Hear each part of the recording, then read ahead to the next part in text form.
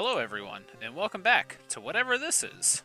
Today, we're covering a game that I have recently become obsessed with, called World of Horror, as you can see right here. Now, this might be a little trippy to get into at first, but I promise you it's not nearly as complex as it makes itself seem. I'm actually going to lower the volume on my end, because Jesus, this game is loud. Normally when I'm streaming in OBS or recording in OBS, I don't have to mess with the settings too much because a lot of games will just kind of follow the same pattern. Like in Left 4 Dead and in my Phasma videos, I don't have to tinker with the bars whatsoever because I somehow just set up the in-game audio like that perfectly. Even here, let's see, it's options. Even here, I think I have the volume at... yeah, 0.15, which I guess is this game's equivalent of like 10%, which is what I normally play at anyway. I don't know why 100% is so loud and my friends are so quiet on Discord. I don't know. But I normally play at 10%, and this is still pretty loud, so I had to turn this down on my end. But that's okay, because you guys should be able to hear it. What is World of Horror? A question some of you guys might be asking. It's a horror game, obviously. You know, that's kind of why it's in the title. Very heavily inspired by Junji Ito. That's why we got these Japanese characters up here. And a lot of the events in the game are based on Junji Ito novels. So you'll have your Uzumaki references. You'll have your Gyo references. You'll have your... I struggle to think of some more. I don't think there's a reference to the Enigma of Amigira Fault. Junji Ito straight up shows up in this game. There's an event where you can just meet a struggling author, and that is quite literally him. There's more. I need to expand my Junji Ito horizons, I promise. I've only read his adaptation of No Longer Human, and, what's the one I'm reading now? Ramina. And they're both very good. I like them a lot. And I like the guy's, I like his direction, I like his art style, I like everything about Junji Ito. I just need to actually get into Junji Ito, you know? But enough about that. This game is a roguelite. Here you can customize stuff, it's pretty neat.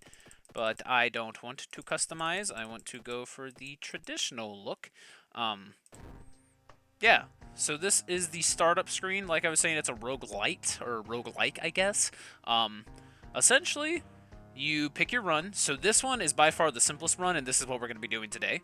This is the second simplest. I don't fucking know. I'll be honest with you guys here. I haven't touched quick play yet. I've only done these first two. And then customize. I think these two are pretty similar, if I recall correctly, but I haven't experimented with them too much. There is combat in this game, although actually... the combat system's not like a, dodge the attacks and press the buttons. It's much more like Earthbound. Coincidentally enough, or at least I think so. So yeah, you can pick between combat. We have Last Stand enabled, where if we drop below 5 in combat, like -5, it allows you to... oh man, it gives you basically a second chance. Sudden death is literally you just die, just like in real life. I don't think... wait, have I been playing on hard this whole time? There's no way. There's no way. There's no way I've been playing on hard this whole time. No, I haven't. Oh, okay, so Septic is story. Yeah, okay, I'm glad that this is explained here. Septic is basically the story difficulty, and then... Initiate? Is that... I don't know English. That's easy. So I've been playing on normal, and that's hard. And that's very hard. Okay. And then I'll be honest, I have no idea what the timelines are. That's still a relatively new feature. But we're just going to get into the spine-chilling story of the school scissors, because it's our recommended playthrough. Maybe I'll do some more complex playthroughs, maybe, but I am unfortunately in school again. It's 2 a.m. right now, guys. I won't even lie. I just finished playing some Tony Hawk, and I was like, I should record just to keep my girlfriend and my friend Chris and my friend Justice happy, because I know they enjoy my content, or at least they like watching it. For whatever reason. I'm calling all three of you out. Suffer. Yeah. Spine-chilling story of school scissors. And every campaign opens like this. Something strange is happening in our town. Robed figures can be seen gathering in the woods at night. People are going missing. Disgusting creatures are terrorizing the seaside. The rapid technological process of the modern era brings comfort, but also new, unknown threats. Old gods, malicious eldritch beings who ruled the earth eons ago, are awakening as reality starts to crumble. Armed with clues, spells, and your dwindling sanity, you'll investigate mysteries across the city. and in realms beyond. An old train slows down and stops at its last station. The end of the world is at hand, and you finally arrived in the doomed town. Fun fact, if we alt-tabbed right now and then alt-tabbed back in, we'd get a jump scare. In fact, I think I might be able to just trigger that on my own. Is he going to do it? Maybe I have to be alt-tabbed for a while. Do it, buddy? Oh, he's not doing it. Maybe I have to be actually in-game. No, I don't think I do. Anywho, before we actually get in the game, I'll explain this stuff real quick. Cauterize? What? What the? I have never noticed this up here. Anywho, so this will actually start the campaign for us. This is kind of like the hub world. We don't get to mess with it too much in this campaign specifically because we only follow one mystery. But in your second playthrough, that septic thing, the one that was underneath this in the options, that one allows you to do 5 mysteries total, and you actually do interact with here quite a bit. Maybe a police officer pops up here, maybe the roads are closed or something, who knows. This is basically like what's on the ground. Like, these are things you can pick up and carry with you, which is weird because there's also a bag you have, and we can't bag cauterize. I wonder if I still get to keep that if we leave the area, though. Don't have to worry too much about rituals here. Don't even have to worry about levels or experience too much. This is our character. His face will change, much like in Doom and Wolfenstein, depending on how much damage we take. These are our basic strats, or, stats: strength, dexterity, perception, knowledge, charisma, and funds. Don't gotta worry about that too much. Reason and stamina are basically our 2 health pools for the game. If either of them drop below 0, that's game over. That's kaput. Yeah. I want to trigger that jump scare. Ooh, look at me. I'm not playing the game. I'm alt-tabbing to, like, look at Wikipedia or something. I'm opening internet. No. What is this one called? Edge. I'm opening Edge. Come on, man. Jump scare me, you coward. You get an achievement for it, and I already got it because I did it accidentally once. Do-de-do. Oh, look at me. Oh, I am a young, naive player. I don't know anything. This game actually doesn't have a lot of jump scares. I think it's literally just this guy, who's not even a jump scare. It's not loud. He just pops up and looks at you creepily. I think, what is it? The park visitor is also technically a jump scare. And then I guess, like, any door... Alright, you know what? I'll do it another day. You've been following the weird cult for weeks now. Barely surviving the encounter with the skin hag at the nursery. It's a race against time, and you can't rest until our town is safe. I have no idea what it's mentioning. Another boy from your school has disappeared. Rumor has it a terrible woman has returned from the grave. A woman with the widest smile and the sharpest scissors. You knew your friend was up to something when he left you his notebook full of cryptic notes. I can send her back to where she belongs, he claimed. After he disappeared, you decided to study the notebook for clues. It details a ritual that can stop the wicked woman once and for all. What's the worst thing that could happen?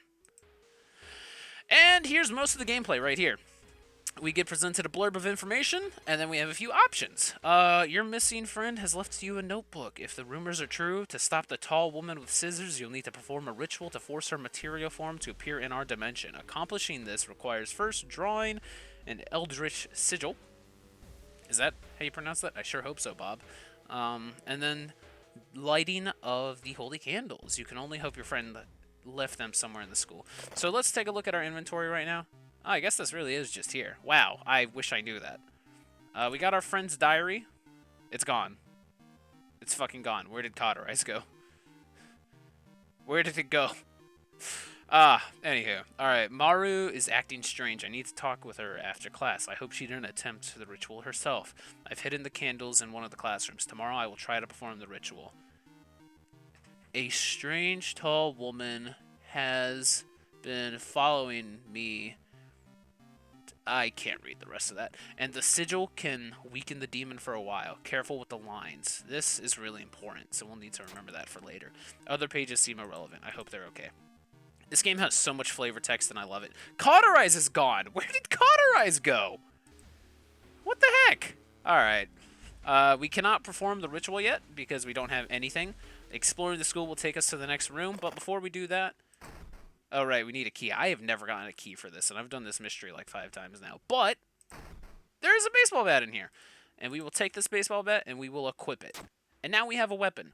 Slot A is our weapon, slot B is our armor, slot C is our trinket, I guess. I wonder what's in this locker. Oh! We lost reason because we saw something we shouldn't have. What even is that? I don't know. But whatever, we're going to explore now. And every time that you explore, there's a chance you'll encounter something. Oh my god, like this woman. A tall woman with an unsettling face and twitching lips stops you. I'll be your new biology teacher. Could you help me move stuff to my new office? We're gonna help her. And we were pretty lucky. Yeah, so this is kind of like D&D where it'll roll a stat check for you. And if you beat it with your stats, because you don't roll anything, then you succeed. And if you failed, you probably suffer some penalties. The creepy substitute teacher hands you some of the old books to carry. Among the mundane titles, you find one called Extinction of Mankind. You shudder, feeling the teacher's gaze on your back. But we got experience, and now she's going to let us leave. You feel like something horrible is going to happen in this school. You got to hurry and find those items. Indeed we do. The lockers are still the same thing.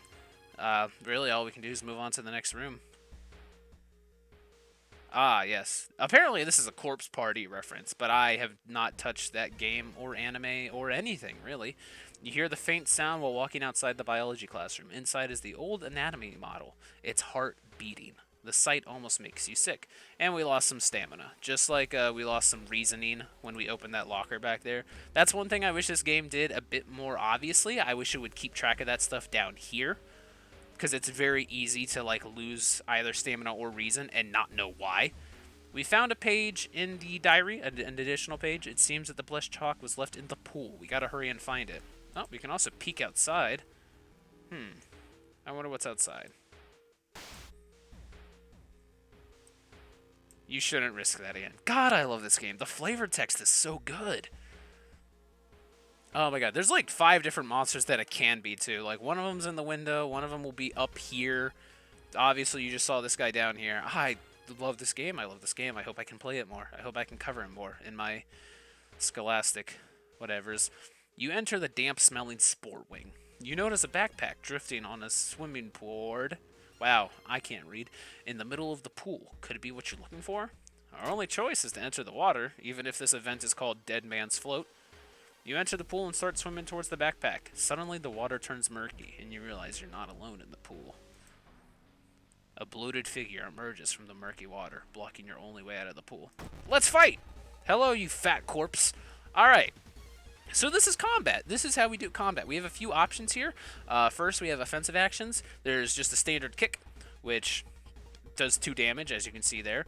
The way that the combat works is it kind of fills up this time bar. So earlier I said Earthbound. I guess it would have been more appropriate, I suppose, to actually say like old school XCOM. Because in new school XCOM, you get 2 moves and that's it. Maybe if you got an extra perk or whatever, right? In old school XCOM, you operated on these things called time units, where as long as you had enough time units, you could do whatever action you wanted to. So for example, we could fit 3 kicks in there. But if we tried to put in another one, 55 plus 165 goes over 200, so we wouldn't be able to do that, right? And like I said, that does 2 damage, but it has an 80% chance to hit. We have a wooden bat, which is 59, so it's slightly longer than the punch. Very slightly, you can see it right there. But that's also 4 damage, and there's a 60% chance to hit. And then there's the heavy swing, or the strong swing, which is another 60, but that's also 60% chance, rather. But that's 6 damage, and it's 92 time units, right? We don't have a firearm, so we don't have to worry about this. I have yet to figure out what that is. I have yet to find a gun. If we do this, we can like fill the whole bar with it, and it basically guarantees our attack to hit. I guess we can't do the whole bar with it. I guess we can only do, oh. What? Hold up, something ain't right here. Huh? Okay, time needed 10. So why can't I do that? Oh, this is bizarre. All right, no. Clear sequence. I don't know what's happening anymore.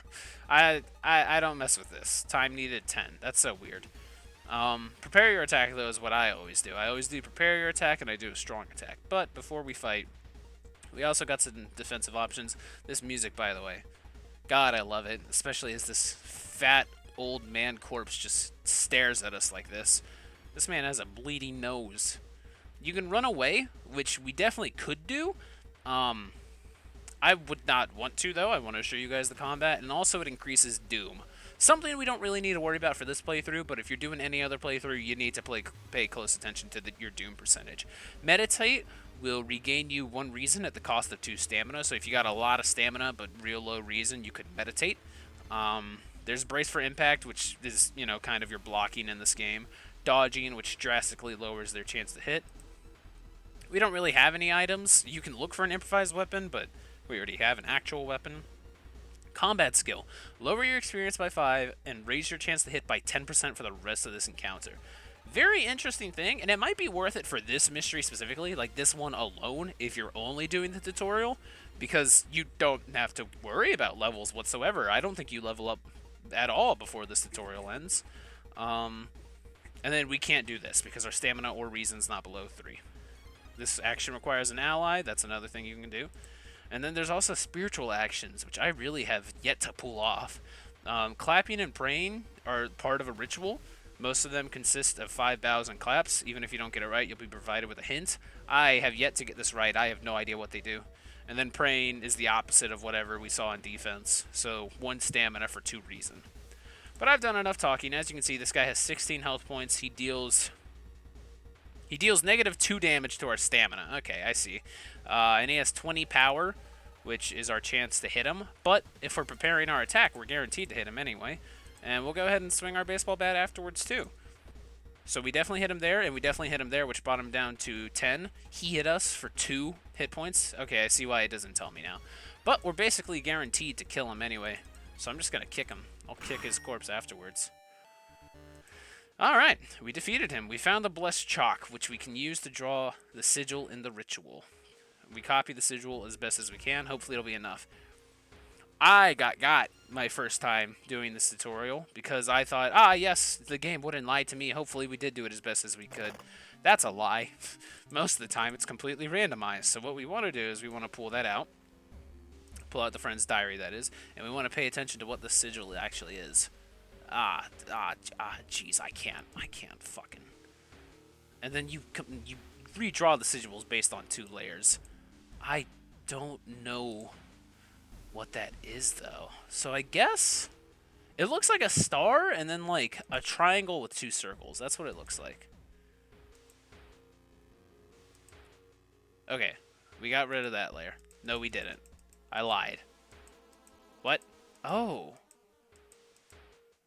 The star is something else. It should be correct now. Should it? Is that what you think it is, buddy? What was the design? It should be correct now. What do you mean? That's not it, dude. What does he mean by that? Is that the only star available? It's the only star pointed upwards that it's available, I think. Oh, wait, no, I'm stupid. It's a 5-pointed star, I think, though. And that's like 6. It should be correct now. I don't know, it also looks like there's like 2 circles on the side. I think that's it. I think that's it right there. Because it's the star and it's the 2 circles. I think that's it. But we can't perform the ritual yet anyway, so we have to explore. Let's go ahead and put the diary back in our storage, and we shall explore. We'd run into the trophy case. Sadly, we don't have the key. I have no idea where the key is in this, but let's check the plaques and trophies. We failed to... You find a small trophy with a curious plaque. Grand Champion of the Cannibal Eating Contest, 1956. And we lost some sanity because of that. We hear the sound of scissors getting louder. We have to find the chalk. Oh, let's go exploring. Suddenly, everything slows to a crawl. The Time Warper. Look at him. He's warping, dude. He's doing the time warp yet again. I'll do my bread and butter, never failed, prepare, strong attack, and then attack. And we missed. Damn it. We feel older and weaker. Oh my god. Oh, he only dealt 1. I thought he dealt 3 to us. That's still not good, because he's dealing it to both. Thankfully for the tutorial, it does not require you to think too hard. Stop stealing my lifespan, you dick. I will kill you. You're dead with this next hit, buddy boy. Alright, and we found the candles. Now all we can do is perform the ritual. Wait, what's that?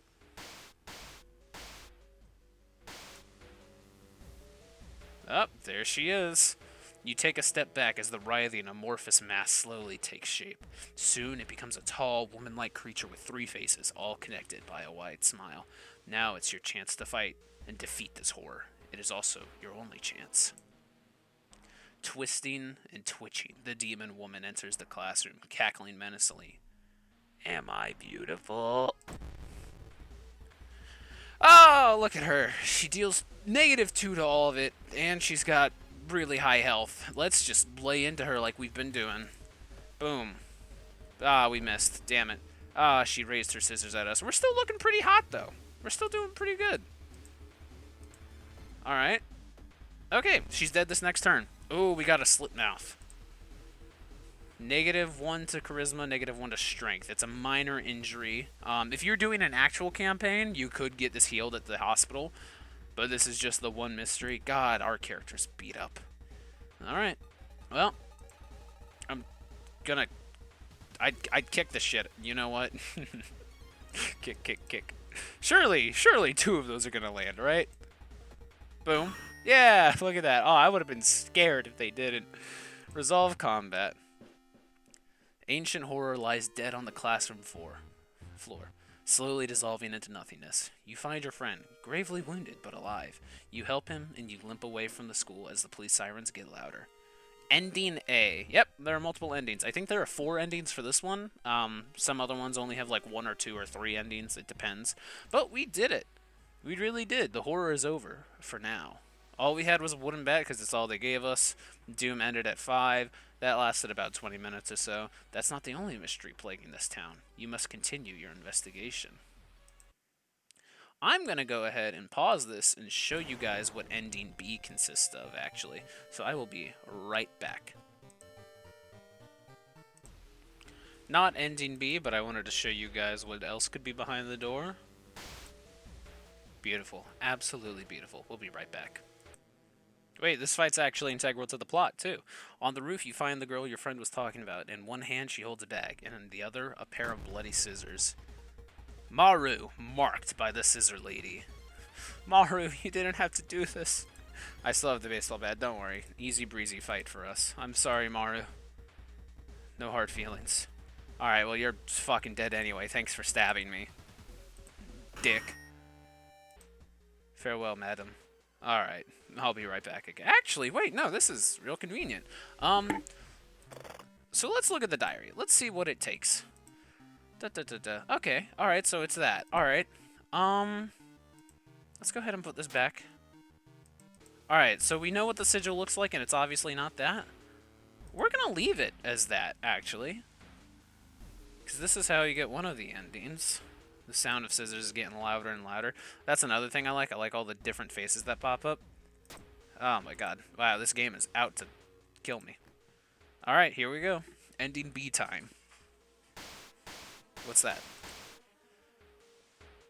The sigil and holy candles don't seem to have any effect on the horrible monster. Had you drawn it wrong? Frozen in fear, you watch as the twitching horror gets closer and closer.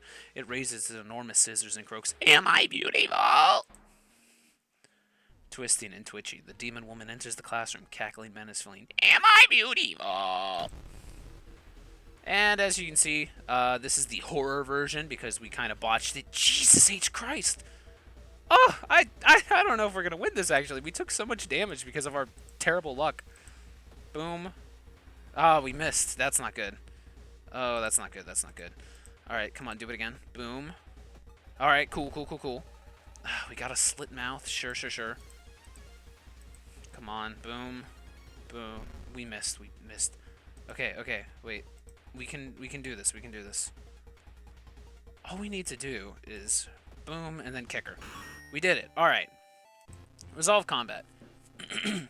Ancient horror lies dead on the classroom floor, slowly dissolving into nothingness. The only thing left of her are the large scissors. You stare at them, unsure of what to feel. Something tells you want to keep them. You need them. Slowly, very slowly, you pick up the scissors, and your mouth widens into a smile. And that's ending B. I actually have no idea how much that affects, like, your playthrough with 5 mysteries. I don't know if that would... I've gotten ending B on a few other mysteries, and, like, we very obviously leave the situation okay. For example, there's one where, like, eels are, like, jumping inside people's eyes. And ending B for that is sending your friend to the hospital instead of, like, doing impromptu surgery on her. And yeah, the worst thing that happens is your friend just doesn't come back from the hospital, and the hospital acts like they didn't know that she was even there. So obviously we're fine. But there it implies that, like, we're going to cut our own mouth open and become the new Scissors Woman, right? So I have no idea what ending B does there. I don't know. That's wacky, man. But yes, ladies and gentlemen, that was World of Horror. I love this game. I've only played it for, how many hours now?